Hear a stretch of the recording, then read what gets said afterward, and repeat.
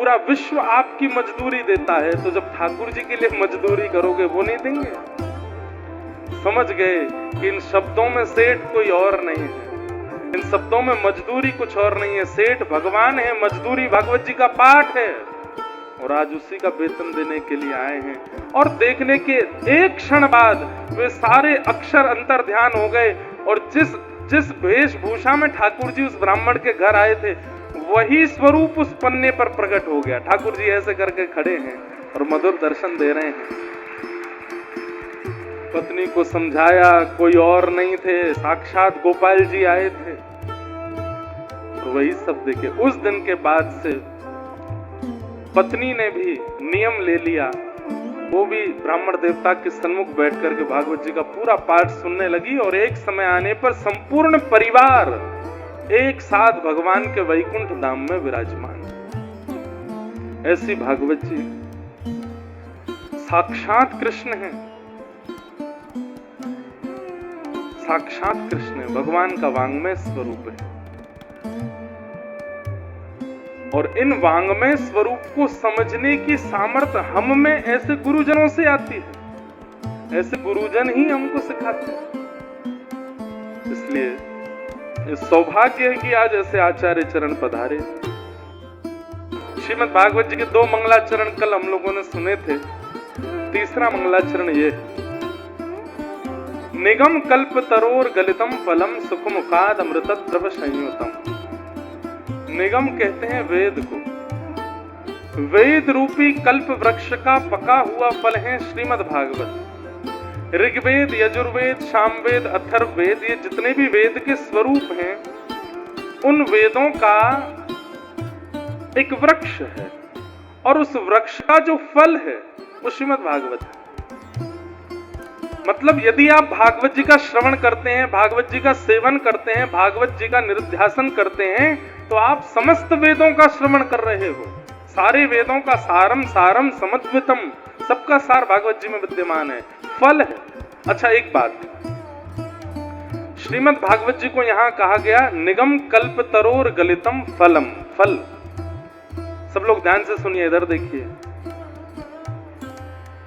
महादेव पर आज तक जितना दूध चढ़ाया था, भगवान श्रीमन नारायण के लिए जितनी एकादशी व्रत किए थे, यमुना जी, गंगा जी, कावेरी आदि आदि नदियों में जितना स्नान किया, बद्रीनाथ, केदारनाथ, गंगोत्री, यमुनोत्री, जितनी भी तीर्थ यात्राएं आज तक आपने की, जो कुछ भी अपने जीवन में पुण्य कर्म किए हैं, उन सब के फल के रूप में श्रीमद् भागवत की कथा सुनने को मिल रही है। ये कथा सामान्य नहीं है।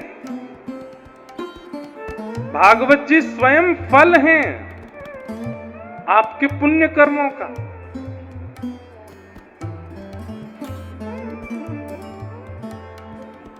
अनेक जन्मों के अर्जित पुण्यों के फल के रूप में भागवत जी मिली हैं। तो यहां फल कहकर के इस बात को सिद्ध कर दिया कि भागवत जी से फल मत मांगना, हमारा घर बन जाए, हे भागवत जी कृपा करना हमारे बच्चे की बुद्धि सुधर जाए, हे भागवत जी कृपा करना हमारा व्यापार बढ़िया चले, हे भागवत जी कृपा करना हमारी दुकान बढ़िया चले ना।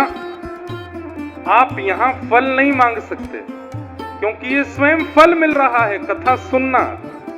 तो बोले फिर क्या मांगे? फल से 2 ही चीज मांगी जाती है, एक रस, फल से रस मिलता है, फल से रस मिलता है। और दूसरी चीज फल से क्या मिलता है? भूख की निवृत्ति। जो हमें भूख लगी है, फल खा लो तो क्या होता है? भूख शांत हो जाती है। तो फल से 2 ही चीज मिलती हैं, रस मिलता है और भूख की निवृत्ति मिलती है। और एक चीज और मिलती है, क्या? फल से बीज मिलता है, ताकि उस बीज को रोपित करके तुम अनंत फलों को और जन्म दे सको। समझ में आई बात? ध्यान से सुनोगे तो आएगी। श्रीमद् भागवत की कथा सबसे पहली वस्तु आपको क्या देगी?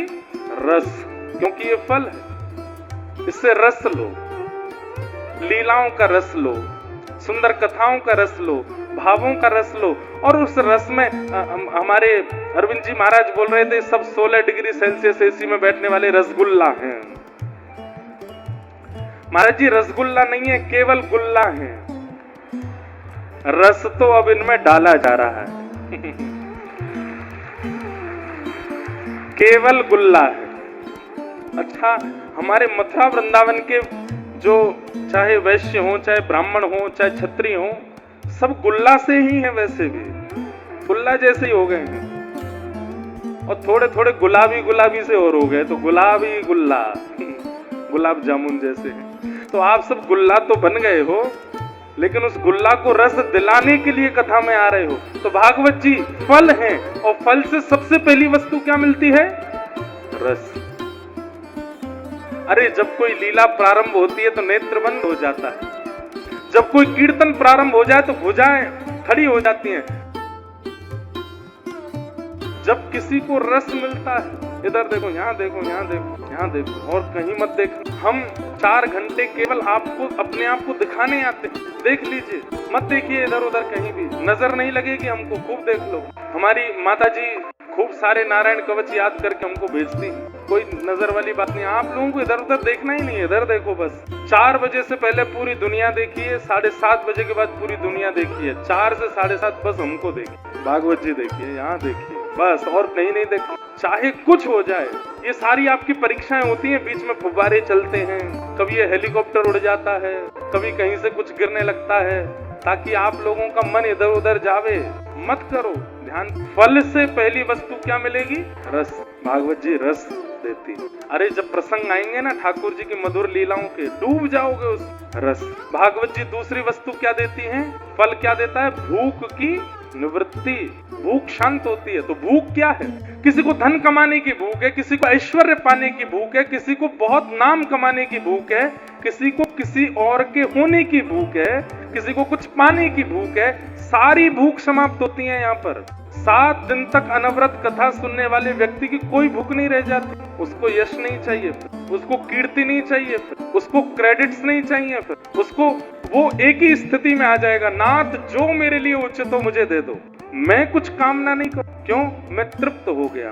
भागवत जी तृप्त करती, भूख को शांत करती। हाँ, एक भूख रह जाती, एक भूख अधूरी रह जाती, कृष्ण को पाने की भूख रहती है, बस और कोई भूख नहीं रहेगी। बड़े बड़े ऐश्वर्य प्राप्त करने वाले लोग कथा कराते हैं, करोड़ों का टर्नओवर करने वाले लोग कथा सुनते हैं, और कथा सुनने के बाद उनकी स्थिति देखिए, रोते हुए आते हैं। बोल महाराज जी अब कुछ नहीं, ऐसा लगता है हमने 60 साल बर्बाद कर दिए।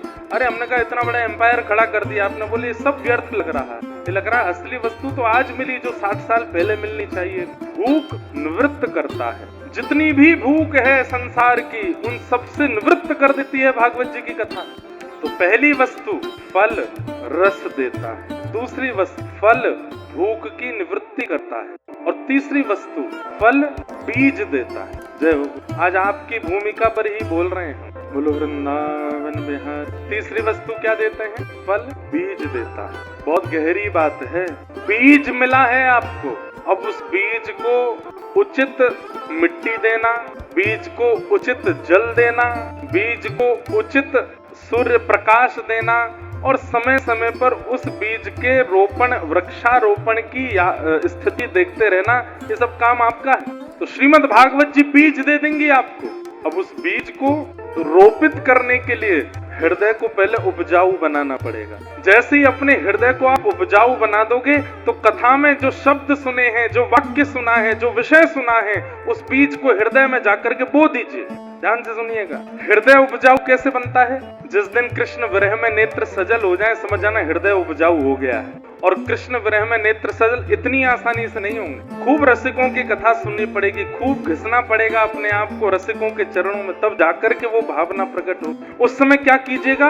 वक्ता के द्वारा दिए गए भागवत के किसी भी बीज को या अनंत बीजों को अपने हृदय में रोपित कर देना। केवल बीज बोने से काम नहीं चलेगा, फिर उसमें जल का सिंचन करो।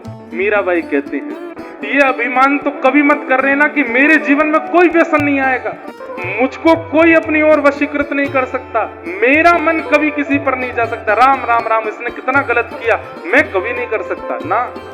किसी को कोई भरोसा नहीं। कई बार उन लोगों से भी वो गलती हो जाती है जिनसे कभी उम्मीद नहीं। ये ऐसा कर सकते? इस संसार रूपी पिक्चर के स्क्रिप्ट राइटर हमारे वृंदावन के टेढ़ी टांग वाले हैं। और उन्होंने ऐसी स्क्रिप्ट लिखी है वो किसी को पता ही नहीं चल सकता कि कब कहां क्या हो जाए।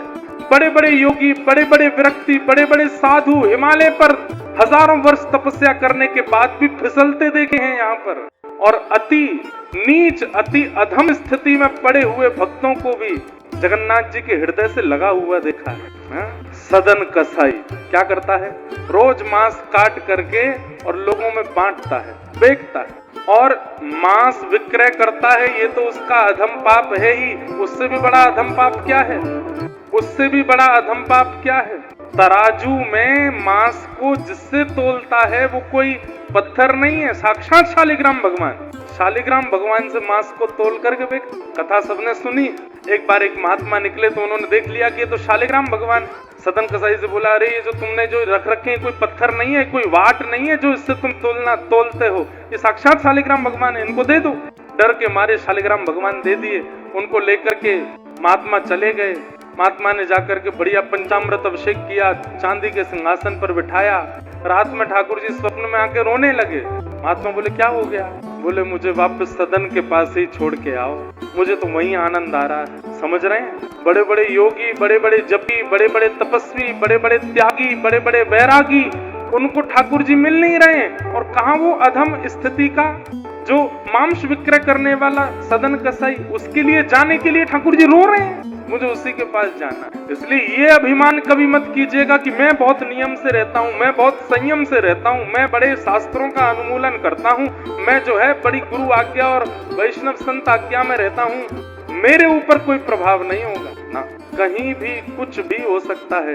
एक छेद भी यदि होगा ना तो उस छेद में पूरा मूषल प्रवेश कर सकता है। आप में एक छिद्र भी यदि दिख गया है संसार के कलयुग को, उस छिद्र से मूषल प्रवेश कर देगा भीतर। इसलिए ये अभिमान मत करना कि मुझे कुछ नहीं होगा ना, कुछ भी हो सकता है। इसलिए भागवत जी से मिलने वाली तीसरी वस्तु जो बीज है, उसको हृदय में रोपित करो। पहले तो हृदय को उपजाऊ बनाओ, फिर उसमें रोपित करो। असुवन जल सींच सींच प्रेम बेल बोई। सूर्य का प्रकाश यानी वैष्णव संत हरिजन, इन सब के दर्शन करो, इन भक्तों का संग करो। तत्पश्चात एक कांटे का बाड़ा रखो। कांटे का बाड़ा क्या है? नाम जप। जितना नाम जप करोगे उतना मजबूत बाड़ा है आपका। भैया डिस्टर्ब नहीं करो, यहाँ से कोई कुछ बजाओ नहीं, कुछ मत करो। जितना नाम जप करोगे उतना कांटे का बाड़ा मजबूत रहेगा, कोई चोरी नहीं कर पाएगा। मीराबाई को उनकी भक्ति को नष्ट करने के लिए, उनके भाव को नष्ट करने के लिए हजारों प्रयास किए गए।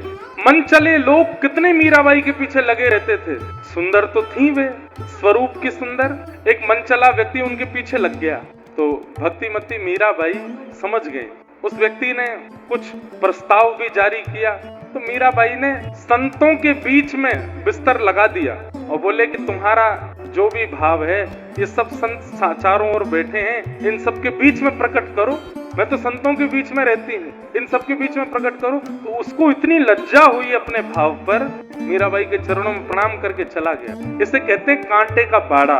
किसी ने आकर के कितना भी प्रयास किया आपकी भक्ति को नष्ट करने का, लेकिन आपका बाड़ा इतना मजबूत था कि वो हिला नहीं पाया। हम लोगों का हृदय बहुत बढ़िया है, हम लोगों का प्रेम बहुत बढ़िया, लेकिन बाड़ा नहीं है हमारे पास। कभी भी कोई भी किसी भी प्रकार से हमारे हृदय को हिला करके जा सकता है। इसलिए बाड़ा तैयार करो। बाड़ा कैसे तैयार होगा? नाम जप से। अच्छा, आप कहोगे महाराज जी अब हृदय में जो बीज बोए थे वो पुष्पित हो गए, फलित हो गए, बाड़े चारों तरफ लगा दिया, किसी को उसकी चोरी करने नहीं दी। एक दिन क्या हुआ? एक दिन श्याम सुंदर निकले और निकले हुए श्याम सुंदर के मन में भाव आया, आज मुंह को कोई ने पुष्प की माला नहीं पहनाई, कहीं बढ़िया कोई बगीचा हो तो वहां से पुष्प चयन करके माला तैयार करके गले में पहनूंगा। और भ्रमण करते करते ठाकुर जी ने देखा, अरे बड़ी बढ़िया सुगंधी आ रही है, ये कहां से आ रही है? ओ, ये आगरा को कोई भक्त है, वाके चित्त में एक सुंदर पुष्प प्रकट भयो है, एक वृक्ष है, वहां में बहुत सारे पुष्प लगे, वाकी सुगंधी है, सोई ठाकुर जी हृदय में आ जाएंगे। अच्छा, श्री कृष्ण कैसे हैं? जिनके उपस्थित होते ही सारे बंधन खुल जाते। वसुदेव जी महाराज जब मथुरा से गोकुल लेकर के आए थे तो जैसे ही हाथ में ठाकुर जी ली, हथकड़ियां खुल गई, बेड़ियां खुल गई, सारे ताले खुल गए। तो मतलब आप कितना भी कठिन बाड़ा लगा दो कि भीतर कोई प्रवेश ना कर सके, लेकिन कृष्ण के आने के बाद कांटे भी पुष्प हो जाएंगे। तब वही ठाकुर जी आपके हृदय में प्रवेश करेंगे, आपके हृदय में लगे हुए सुंदर सुंदर पुष्पों का चयन करेंगे। एक पुष्प कान पे लगाएंगे, एक पुष्प की माला पहनाएंगे, एक पुष्प के बाजूबंद बनाएंगे, एक पुष्प को भीतर यहाँ हाथ पे पहनेंगे, कुछ पुष्पों को चरणों में पहनेंगे और पहन करके निकल जाएंगे। आपको थोड़ी देर का संयोग मिलेगा और उसके बाद वियोग होगा। रुदन करोगे, हे नाथ कहाँ चले गए, अभी तो आए थे आप। प्रतीक्षा करना, जाने दो, थोड़ी देर बाद फिर आएंगे। अब क्यों आएंगे? भूख लगी है, भूख लगी है। तब कहाँ आएंगे? उसी वृक्ष के पास आएंगे जिसमें फल लगा था। आकर के उस वृक्ष का चयन करेंगे और फिर आकर के जब वृक्ष से फल तोड़ करके खाने लगे, आपका जीवन सफल हो, आपका जीवन कृतार्थ। मेरी आज्ञा से, मैं वैसे आज्ञा देता नहीं, आज घर जाके ना इतने विषय को दोबारा सुनिएगा और बार बार सुनिएगा और गहराई में जाके समझने का प्रयास कीजिएगा कि व्यासपीठ से बोला क्या था इन्होंने। बहुत बड़ी बात नहीं कह रहा हूँ, लेकिन संपूर्ण 7 दिन की कथा का सार पिछले 10 मिनट में बता दिया है। अगर इसका पालन कर लिया, भगवत अनुभव हो जाएगा। हाँ, तो भागवत जी से 3 वस्तु मिलेंगी: रस, भूख की निवृत्ति और अनंत फलों को प्रकट करने के बीज। अगर उस बीज को रोपित करके वृक्ष में फलित और पुष्पित कर दिया, उसका सेवन कोई और नहीं करेगा, स्वयं ठाकुर जी करेंगे। आएंगे, आप कहेंगे किसके लिए किया? ध्रुव जी का किया, प्रहलाद जी का किया, सहजो बाई का किया, सक्कू बाई का किया, कृष्णदास का किया, कुम्भन दास का किया। हाँ, सबके लिए किया, हमारे लिए भी करेंगे। जो कि एक तोते की आकृति में, तोता यदि किसी फल से मुख लगा दे तो वो मीठा हो जाता है, लेकिन कभी सोचा यदि तोता मीठे फल में मुख लगा दे तो वो अमृत बन जाएगा। भागवत जी मीठा फल है और श्री सुखदेव जी के मुख लग जाने से अमृत तुल्य हो गए, अमृत द्रव संयोतम। लेकिन एक बहुत बड़ी बात, क्या? फल खाया जाता है, फल खाया जाता है। आम खा लो, सेब खा लो, चीकू खा लो।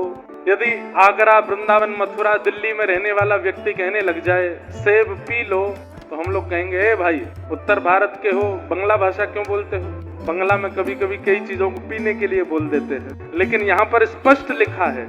श्रीमद् भागवत जी को फल की उपमा दे दी, सुखदेव जी के मुख लग जाने से अमृत की उपमा दे दी, लेकिन उस भागवत को खाने के लिए नहीं कहा, सुनने के लिए नहीं कहा। पिबत भागवतम रसमालय, इस भागवत की कथा को पियो पियो। आप कहोगे महाराज जी सेब कैसे पिया जाए? वो तो ग्राइंडर में लगाया जाए, उसका जूस निकाला जाए तब पिया जा सकता है। अब आप कोई ग्राइंडर बनाओगे कि इसको हृदय में लाओ, कथा को पहले जूस बनाओ फिर उसको पियो? नहीं, इस कथा को पीने की ही आज्ञा दी गई है। अच्छा एक बात सुनो, हमारे कान कहाँ है? कान पकड़ के बताओ। अच्छा एक लीला सुनाऊं, छोटी सी लीला। जब लाला 1.5 वर्ष के हो गए तो यशोदा मैया लाला को पढ़ावे कभी कभी, लाला जे आँख है तो ठाकुर जी आँख पकड़े, लाला जे नाक है, जे हाँ भैया, लाला जे जीव है, जे होठ है, जे हाथ है, जे पैर है, जे कान है, जे केश हैं, जे वस्त्र हैं, ऐसे ठाकुर जी को याद कराती है मैया। छोटे छोटे बच्चे जब थोड़े थोड़े बड़े हो जाते हैं तो माताएं आजकल बोलती आइस दिखाओ, आइस दिखाओ, आइस कहाँ है? बच्चे करते हैं टंग दिखाओ, अपनी अंकल को टंग दिखाओ, तो टंग निकालते हैं। तो ऐसी यशोदा मैया भी लाला को सिखाती। और जब ठाकुर जी, और चलते फिरते मैया पूछती रहती, लाला तेरे हाथ कहाँ है? तो कभी कभी ठाकुर जी पैर पकड़ लेते, अरे ना लाला दारी के जे पाम है, जे हाथ। अच्छा मैया जे हाथ। जब ठाकुर जी सीख गए तो यशोदा मैया बोली अब मेरो लाला सीख गयो। तो जैसे बालक सीख जाते, माओं की इच्छा रहती है अब सबको पता चले। तो मैया ने एक दिन सब ब्रज की गोपी बुला ली, बोले मेरो लाला सब जान गए हो, तुम कोई भी अंग पूछ लो वही अंग बताए दे। अच्छा, चारों तरफ गोपियां बैठी हैं, बीच में छोटे से गोपाल जी बैठे हैं और कोई गोपी पूछे लाला तेरी आंख कहाँ है? तो छोटे से गोपाल जी ऐसे ऐसे करें, सब तारीफ, अरे लाला पता चल गई आंख कहाँ है। अच्छा लाला तेरे पाम कहाँ है? सो ठाकुर जी अपने पाम पकड़े, ये रहे मेरे पाम। अच्छा लाला तेरी उंगली कहाँ है? ठाकुर जी ऐसे ऐसे करें उंगली। लाला तेरी नाक कहाँ है? तो ठाकुर जी ऐसे करें नाक। अच्छा लाला की जीभ कहाँ है? सो ठाकुर जी अपनी जीभ निकाल दें। एक चतुर गोपी बैठी, वहां ने मन में सोची मैं ठाकुर जी से कहूंगी लाला तेरे कान कहाँ है? और जैसे ही लाला अपने कान पकड़ेगो तो हम कहेंगे अच्छा लाला हमने क्षमा किया तो कान मत पकड़े। लेकिन ठाकुर जी तो सब जानते हैं। तेने ब्रह्म हृदय आदि कवये मुह्यन्ति यत् सूरयः। ठाकुर जी तो सबके हृदय की जानते हैं। एक गोपी बड़ी चतुर बैठी थी और उसने कही सब पूछ लें उसके बाद मैं कान पूछूंगी, और जैसे ही लाला कान पकड़ेगो तो ही मैं दोनों हाथ से क्षमा कर दूंगी। और लाला क्षमा किया, कान मत पकड़े। तो वो गोपी अंत में बोली लाला तेरे कान कहाँ है? तो ठाकुर जी उसकी ओर देखे, बता बता लाला कान कहाँ है, कान कहाँ है? यशोदा मैया दूर से लाला मैंने तुमको बताई ना कान कहाँ है, कान कान कहाँ है, कान ऐसे करके इशारों कर रही है। लेकिन ठाकुर जी तो वाक्य मन की जाने। सोई ठाकुर जी उठे। अब वो गोपी बोली लाला को तो पता ही ना है वाके कान का। अरे यशोदा मैया तुम्हारो लाला ना जाने कान कहाँ है। ठाकुर जी वही गोपी के पास गए और वही के कान पकड़ के बोले ये रहे कान। मैं अपने क्यों पकड़ूं, मैं अपने कान क्यों पकड़ूं? और वाके कान पकड़ करके वाते बोले चल तो कुछ क्षमा कियो। ऐसे ठाकुर जी मधुर मधुर लीला करें, इसीलिए तो मधुराधिपते अखिलम मधुर। कान कहाँ है आप सबके? चलो क्षमा कियो, कोई बात नहीं। तो ये कान है। श्रीमद् भागवत के द्वितीय स्कंद में एक बहुत सुंदर श्लोक है। द्वितीय स्कंद में कहते हैं कि हमारे कानों की आकृति कैसी है, लेकिन इसमें एक बहुत अच्छी बात है। श्रवण पुटेशु समृतम। इधर देखो, यहाँ देखो, यहाँ देखो, तथा सुन, हमको देखो। कान ये है, परंतु सुना इनसे नहीं जाता।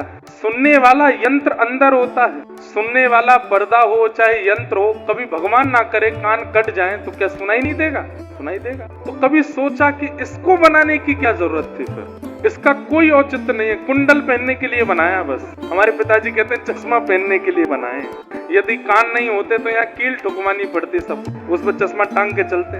बाकी इन कानों का कोई काम नहीं। कुंडल पहनने के लिए हम लोग कान बनवाए हैं या चश्मा पहनने के, जो भी। बाकी इस आकृति का कोई और औचित्य है? हाँ औचित्य है। क्या? संकेत, संकेतात्मक औचित्य है इन कानों का। और हमारे सर्वांगीण अंग में केवल कान ही हैं जो संकेत के लिए बनाए गए। किस संकेत के लिए? भगवान ने दो दोने दिए हैं, दो कटोरी दी है। और कटोरी अगर मिली हो तो उसमें रस भर लीजिए। कटोरी खाली है तो हवा का झोंका आएगा, दोना खाली है तो उड़ जाएगी।